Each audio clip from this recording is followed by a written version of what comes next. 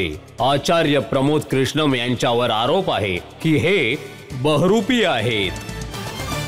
आचार्यजी, जनतेला तर तुमचं रूप हे माहीत आहे, आचार्य म्हणून, महात्मा म्हणून, साधू म्हणून. पण माझ्याजवळ काही माहिती आहे तुमच्या तरुणपणातल्या दिवसांची, आणि तरुणपणातले काही गुपित मला आपकी अदालतमध्ये आज दाखवायचे आहेत. ही गोष्ट खरी आहे की तुम्ही तरुणपणी घरातून पळून आला होतात, मुंबईला गेला होतात हिरो बनण्यासाठी?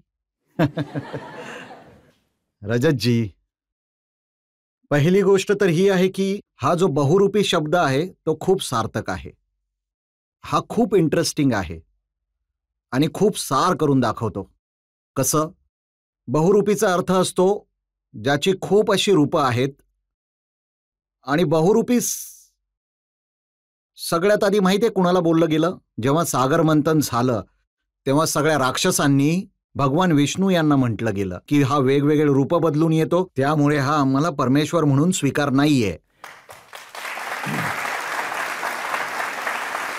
दुसरी गोष्ट रजतजी, दुसरी गोष्ट, बहुरूपी म्हटलं गेलं योगीराज भगवान श्री कृष्ण यांना, आणि ते सुद्धा दुर्योधन आणि दुशासन यांनी म्हटलं की तू बहुरूपी आहेस, तू कपटी आहेस, तू लोणी चोरणारा आहेस, तू कपटी आहेस. तर भगवान श्रीकृष्ण यांना काय काय म्हटलं गेलं रजतजी, जे लोकांना लक्षात नाहीये, पण कुरुक्षेत्राच्या मैदानात भगवान श्रीकृष्ण यांनी जे काही सांगितलं ते आजपर्यंत अख्ख्या जगाला लक्षात आहे.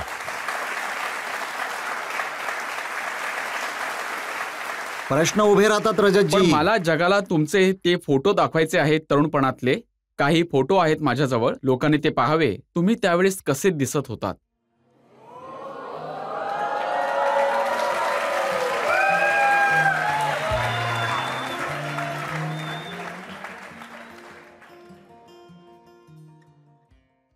आणि जेव्हा हिरो बनण्यासाठी गेला होतात तेव्हा काहीतरी घरातला पैसा माल पण घेऊन गेला होतात.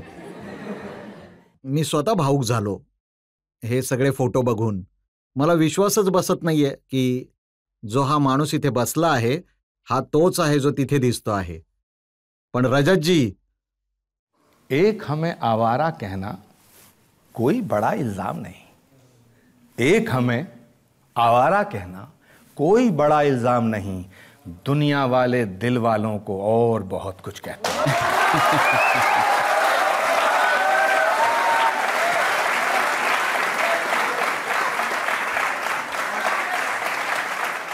जसं तुम्ही म्हणालात की मी ऍक्टर बनायला गेलो, तर रजतजी, ऍक्टर तर सगळ्यांनाच बनायचं असतं.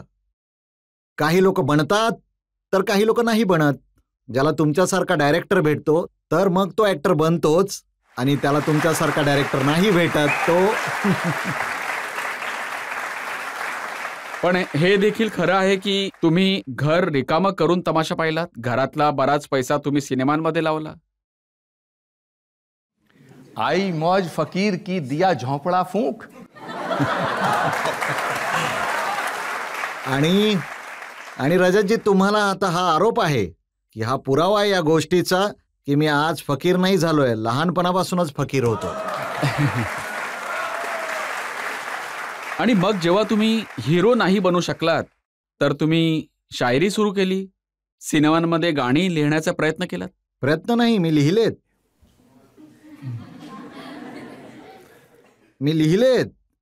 आणि रजतजी, गाणं लिहिणं, शेरोशायरी करणं ही त्या काळातली एक खास गोष्ट असते. मला असं वाटतं की तुम्ही देखील कोणाच्या तरी प्रेमात गाणी लिहिली असतील.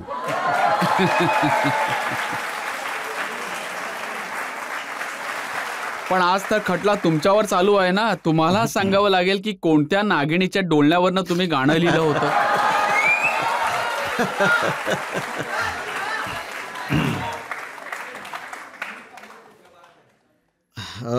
रजतजी, हे 30-32 वर्ष 40 वर्षापूर्वीची गोष्ट आहे. आता तर नागिनीचं वीज देखील संपून गेलं असेल. पण कारण की तुमच्या रिसर्च टीमला मला थँक्यू बोलायचं आहे, कारण त्यांनी एवढं जबरदस्त संशोधन केलं आहे. ही वेगळी गोष्ट आहे की माझ्याजवळ तुमच्यासारखी रिसर्च टीम नाहीये की ती देखील मला माहिती काढून सांगेल की तुम्ही कोणासाठी गाणी लिहिली आहे. झालं असं होतं की आम्ही मुंबईला गेलो, तर किशोर कुमारजी खूप मोठे अ, गायक आहेत. त्यांच्यासोबत भेट झाली आणि त्यांनी मी लिहिलेलं एक गाणं गायलं. त्याच्या 2 ओळी मी तुम्हाला ऐकवतो, ज्यामध्ये नागिन हा शब्द वापरला गेला आहे. कि महकी हुई ये जुल्फें महफिल पे छा रही हैं, जालिम तेरी अदाएं. हा 40 वर्षापूर्वीचा प्रमोद कृष्णम आहे. आत्ताचा नका समजू. जालिम तेरी अदाएं दिल को लुभा रही हैं.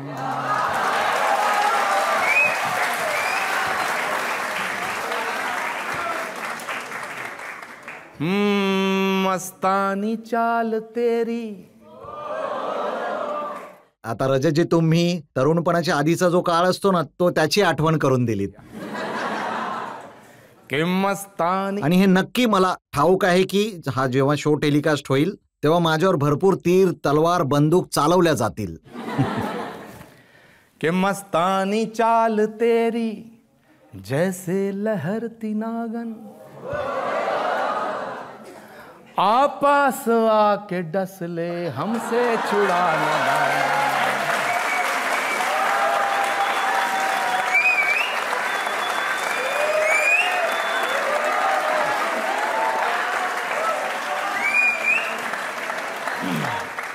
आचार्यजी, पण तुम्ही म्हणताय की ही 40 वर्षांपूर्वीची गोष्ट आहे. माझी माहिती तर अशी आहे की अजूनही तुमच्या आदा तशाच आहेत. आता तुमच्या आश्रमात तुम्ही गाणं म्हणता, कित्तू चीज बडी हे मस्त मस्त. रजतजी, माझी अशी मान्यता आहे की आश्रम असो, घर असो, जीवनातला कोणताही हिस्सा असो, जर तिथे गीत, संगीत आणि थिरकण नसेल तर मग ते आयुष्य व्यर्थ आहे.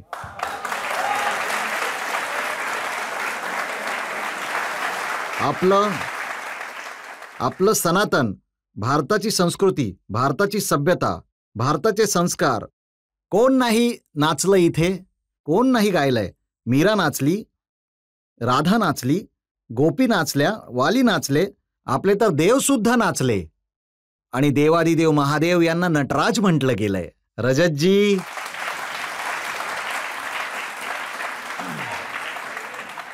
आणि रजतजी, नाचण्याची इच्छा तर तुम्हाला देखील होत असेल. पण एका साधू महात्म्याने गाणं गायलं, तू चीज बडी हे मस्त मस्त, तर थोडं आश्चर्य नाही वाटत? रजतजी, हे तर आपल्या इथे रामायणामध्ये असं म्हटलं गेलं आहे की प्रत्येक गोष्ट पाहण्याची आपली दृष्टी असते. आपला दृष्टिकोन आहे. मर्यादा पुरुषोत्तम भगवान श्रीराम, विश्व त्यांना देव मानतं, आपण त्याला देव मानतो, पण काही लोक त्यांच्या अस्तित्वाला नाकारतात. काय म्हणाल तुम्ही? मी तुम्हाला हे विचारेन की जेव्हा हेमा मालिनी तुमच्या आश्रमात येतात तेव्हा कोणत्या नजरेने पाहता?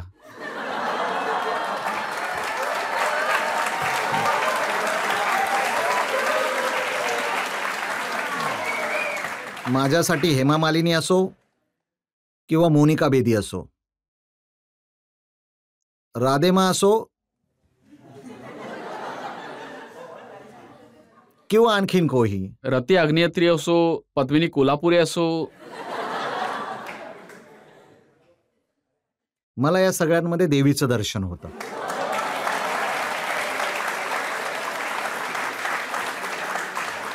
हो, आणि आपल्या इथं तर म्हटलं गेलंय, आपल्या सनातन शास्त्रामध्ये म्हटलं गेलंय, यत्र नारेस्त पूजनते रमणते तत्र देवा. आणि ज्या भूमीवर, ज्या धरतीवर, ज्या गल्लीमध्ये, ज्या मोहल्ल्यामध्ये आणि ज्या घरात स्त्रीची पूजा होत नाही, स्त्रीला देवी नाही मानलं जात, त्या घरामध्ये सुख कधीच नांदत नाही.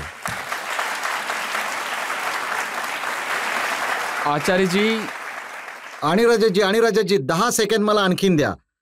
जेव्हा आपल्याला धन हवं असतं तर आपण म्हणतो की या देवी सर्वभूते लक्ष्मी रूपेण संस्थिता, नमस्तस्ये नमस्तस्ये नमोस्तस्ये नमो नमः. जेव्हा आपल्याला विद्या हवी असते, जेव्हा आपल्याला ज्ञान हवं असतं, तेव्हा आपण म्हणतो की या देवी सर्वभूतेशी सरस्वती रूपेण संस्थिता, नमस्तस्ये नमस्तस्ये नमस्तस्ये नमो नमः. जेव्हा आपल्याला शक्ती हवी असते, जेव्हा आपल्याला ताकद हवी असते, जेव्हा आपल्याला सत्ता हवी असते, तर आपण म्हणतो की या देवी सर्वभूतेषु शक्ती रूपेण संस्थिता, नमस्तस्ये नमस्तस्ये नमस्तस्ये नमो नमः. आचार्यजी, आतंकवादी अबू सालेम यांची साथी मोनिका बेदी यांना देवी समजून नमस्ते म्हणणारे तुम्ही जगातले एकमेव असाल. मोनिका बेदी यांनी कोणताच गुन्हा नाही केला. गुन्हा जर केला असेल तिला धोका देणाऱ्याचा, तर तो आतंकवादी अबू सलेम याने केला. आणि जेवढी शिक्षा त्या आतंकवाद्याला मिळाली त्यापेक्षा जास्त पटीने शिक्षा मोनिका बेदी यांनी भोगली. भारताच्या सर्वोच्च न्यायालयाने तिला निर्दोष मुक्त केलं. मोनिका बेदीला मोनिका बेदी असण्याचा प्रिव्हिलेज नका देऊ, पण मोनिका बेदीला मोनिका बेदी असण्याची शिक्षा सुद्धा देऊ नका. मी ऐकलं आहे की राधे माला लोकांच्या मांडीवर बसायला देखील तुम्हीच शिकवलं. ते तर राधेमा सांगू शकते.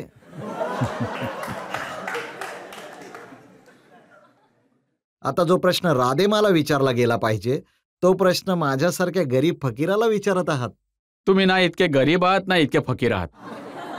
इतका श्रीमंत देखील नाहीये की जो अंबानींच्या लग्नामध्ये जाऊन रात्री रेड वाईन पिऊन नाचू शकेन. तुम्ही लग्नामध्ये जाऊन नाचला नसाल, पण तुमचा आश्रम देखील कोणत्या फिल्म स्टुडिओपेक्षा कमी नाहीये. सगळे फिल्म स्टार येत असतात, तिकडे सगळ्यांचे नाच होत असतात.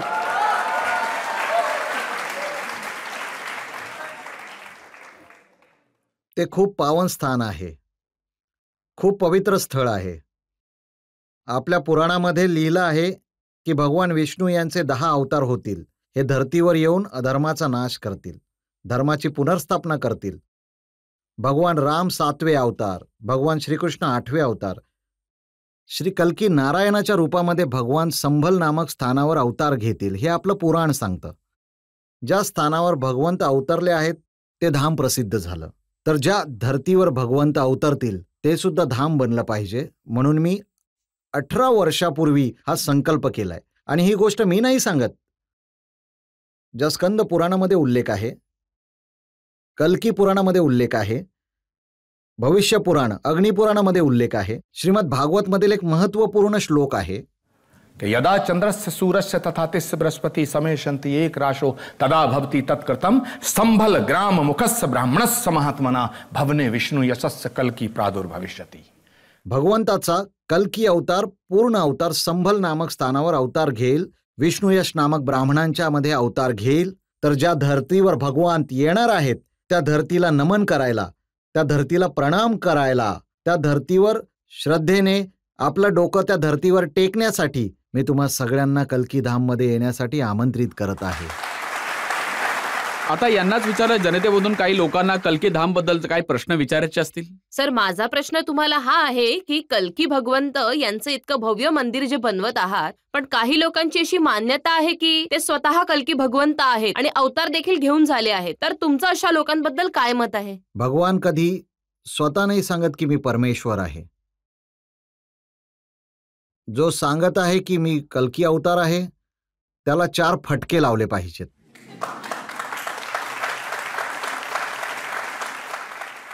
आणि त्याला पण रजत शर्मा यांच्या अदालतमध्ये हजर केलं पाहिजे. काही लोकांनी तर सिनेमा बनवला आहे कल्की अवतारावरून. हो, ही गोष्ट वेगळी आहे. सिनेमा बनला पाहिजे. भगवंतांचे जेवढे अवतार झाले आहेत त्यावर सिनेमा बनला आहे, सिरियल बनले आहेत. आणि मी तुम्हाला रजतजी सांगतो, जेव्हा मी पहिल्यांदा हेमा मालिनी यांना भेटलो तर हेमाजींनी म्हटलं की मी कृष्णाची भक्त आहे आणि कृष्णच कलियुगमध्ये कल्कीच्या रूपात येणार आहेत. तर त्यांनी मला सांगितलं की मी कल्की धाम येऊन राधाकृष्णांची नाटिका सादर करेन. त्यांनी केली सुद्धा, पण त्यांनी मला एक सल्ला आणखी दिला होता त्यावेळेस, जो मी करू नाही शकलो. त्यांचं कारण पण आहे. त्यांनी मला म्हटलं होतं की भगवान कल्की यांच्यावर एक सिनेमा बनवा. पण रजतजी तुम्ही भेटला नाहीत ना, नाही तर फिल्म बनली असती. आधी नव्हता भेटलात तुम्ही. तर सिनेमा बनला पाहिजे. आणि मी तर देवाजवळ प्रार्थना करतो की पुढील येणाऱ्या अवताराबद्दल माहिती असली पाहिजे, कारण भगवान राम अवतरले, भगवान श्रीकृष्ण अवतरले, भगवान परशुराम अवतरले, भगवानाची जितकी रूपं आहेत ती धर्तीवर आली आहेत. कल्की भगवानचा अवतार शेवटचा अवतार आहे. पण भगवंत आले नाही, तुम्ही ऍडव्हान्स बुकिंग करून टाकलं त्यांचं. हे तर सौभाग्य आहे आपल्या सगळ्यांचं. जेव्हा भगवान राम आले तर आपल्याला कुठे माहिती होतं की आपण कोणत्या रूपात होतो तेव्हा. जेव्हा भगवान कृष्ण रूपात आले तेव्हा आपल्याला काय माहित होतं की आपण कोणत्या रूपात होतो. हा परम सौभाग्याचा विषय आहे की आपल्याला माहित आहे की भगवंत येणार आहेत, या धर्तीवर येणार आहेत आणि हे आपल्याला माहित आहे. आणि जोपर्यंत कल्की धाम बनवण्याचा प्रश्न आहे तर माझी काय पात्रता आहे की मी बांधू कल्की धाम. माणसाचं आयुष्य निघून जातं, स्वतःचं घर नाही बनवू शकत. भगवंताचं घर बांधण्याची काय पात्रता आहे कुणामध्ये. भगवंताचं घर तोच बांधू शकतो ज्याला भगवंतांनी स्वतः बांधायला सांगितलं असेल.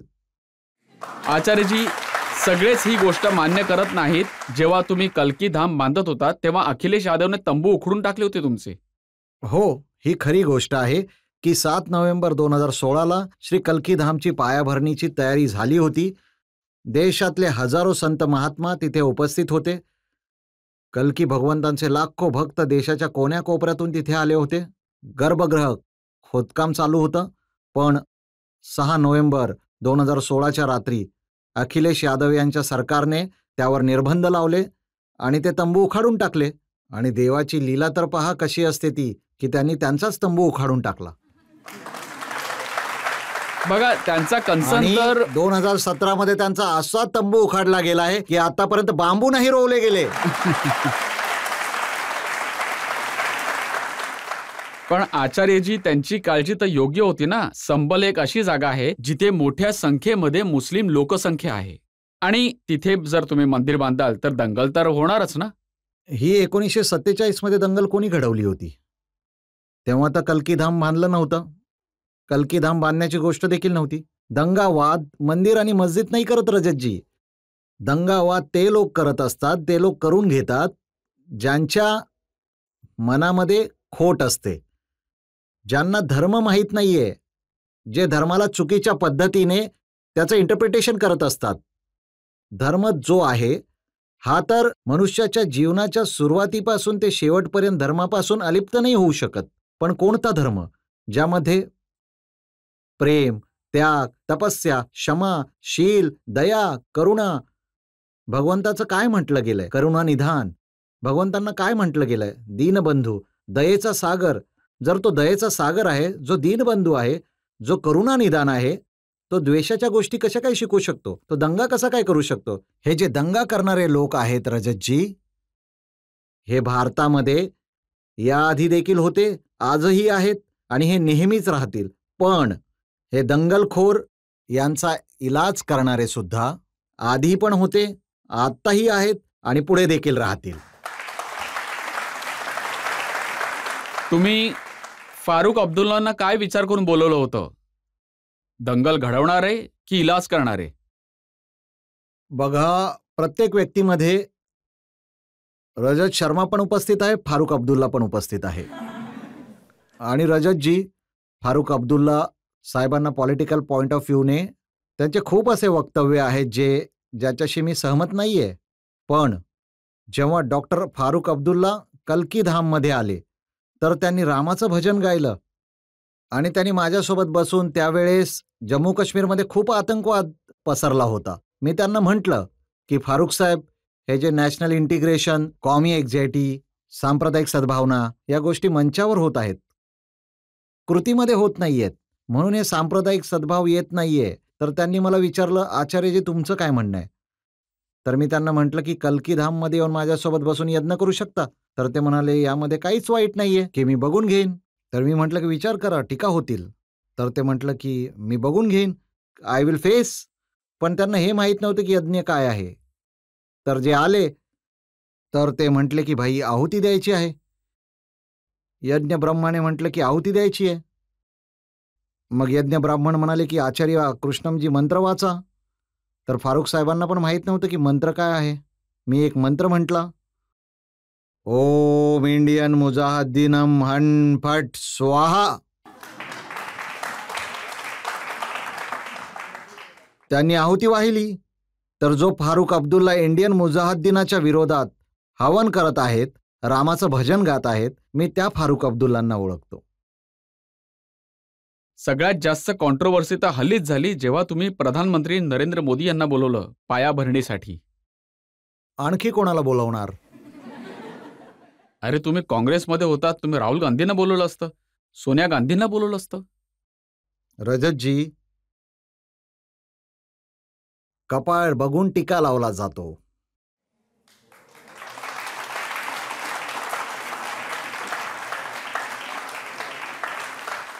आणि रजतजी, हा आमच्या आस्थेचा आधार आहे. हे आमच्या श्रद्धेचं केंद्र आहे. हे आमच्या श्रद्धेचं शिखर आहे. कोणत्याही मंदिराची पायाभरणी करण्यासाठी हात पवित्र असणं गरजेचं आहे. रजतजी आणि रजतजी, हा प्रश्न खूप गंभीर केला आहे तुम्ही. खूप गंभीर प्रश्न आहे. मी मनातलं बोलल्याशिवाय थांबणार नाहीये. माफ करा, आचार्य प्रमोद कृष्णम कुठेही असो, पण हा भाजपा आणि काँग्रेसचा प्रश्न नाहीये. हा राजकारणाचा प्रश्न नाहीये. हा सनातनाच्या परंपरेचा प्रश्न आहे. श्री कल्की धामाची पायाभरणी अशी कोणत्याही व्यक्तीकडून केली जाऊ शकत नाही जो बीफ खाण्याचं समर्थन करत असेल.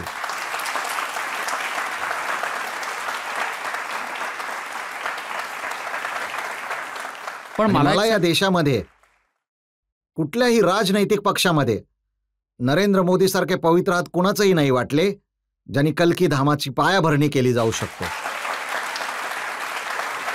आणि मी ही गोष्ट तुम्ही माझ्यावर एकदा नाही 100 वेळा खटला चालवा, मला फाशीवर लटकवा, पण मी ही गोष्ट शेवटच्या क्षणापर्यंत म्हणत राहील की नरेंद्र मोदी एक असे व्यक्ती आहेत या देशातल्या राजकारणामध्ये, लोकशाहीच्या मध्ये, देशाच्या स्वातंत्र्यानंतर बऱ्याच प्रकारचे प्रधानमंत्री झाले आणि बरेच प्रधानमंत्री झालेत आणि मी सगळ्यांचा सन्मान करतो. सगळ्यांना आपापल्या पद्धतीने देशाची सेवा केली. पण नरेंद्र मोदी सारखा ना कुणी झाला आहे ना कुणी होणार.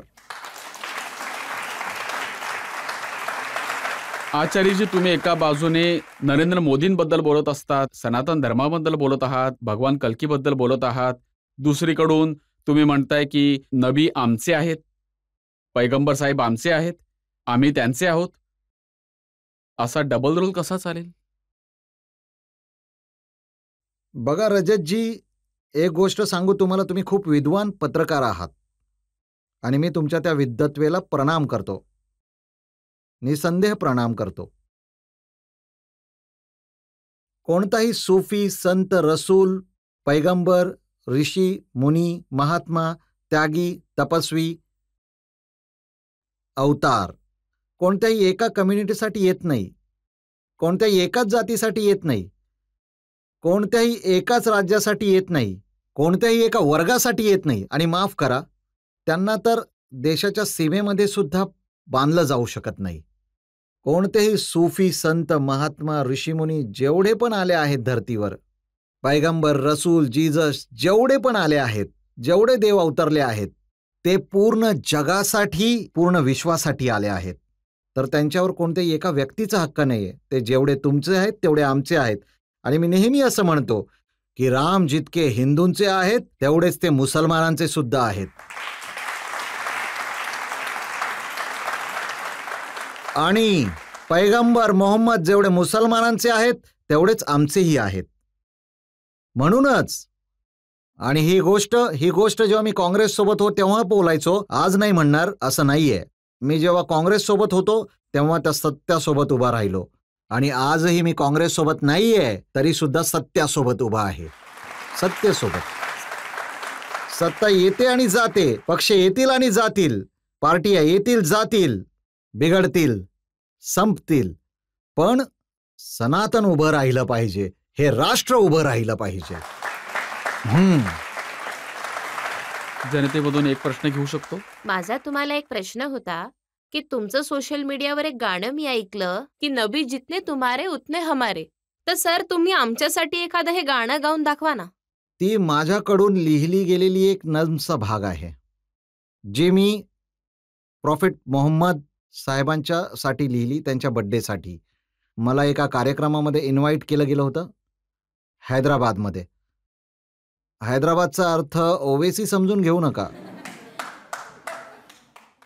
आणि ऐकू दे, आपकी अदालत जेव्हा लावतील ओवेसी तर त्यांना सुद्धा ऐकावं लागेल. कानात कापूस नाही घालू शकत, त्यांना ऐकावं लागेल की एक हिंदू धर्मगुरू, एक हिंदू धर्माचार्य श्री कल्की पीठाचा पीठाधीश्वर आचार्य प्रमोद कृष्णन काय म्हणत आहेत. आणि हा मेसेज जायला पाहिजे त्या तमाम कट्टर अनुयांच्या तोंडावर चपराक बसेल की जे आपल्या भगवान रामाच्या अस्तित्वाला नकारत आहेत. चपराक बसू दे.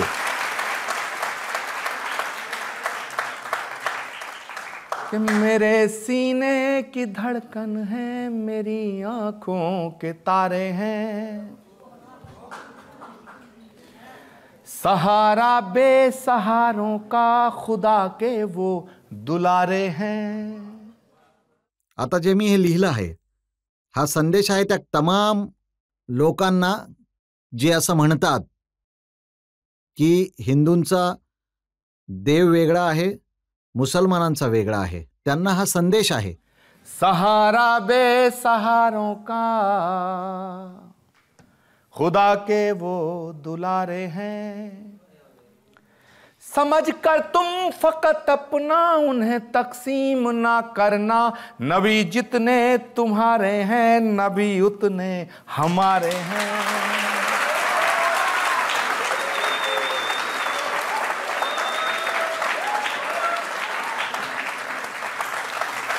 आणि रजतजी, इथे जितके पण लोक बसलेत मी समजतो की ते भारतीय आहेत, पण 90% जास्त सनातन धर्माला मानणारे आहेत.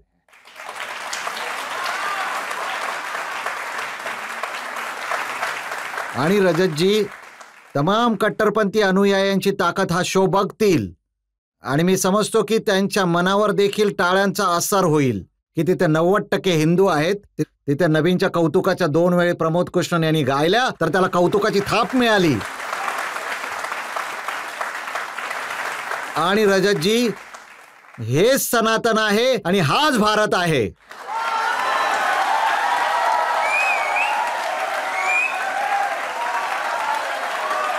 भारत माता की, भारत माता की.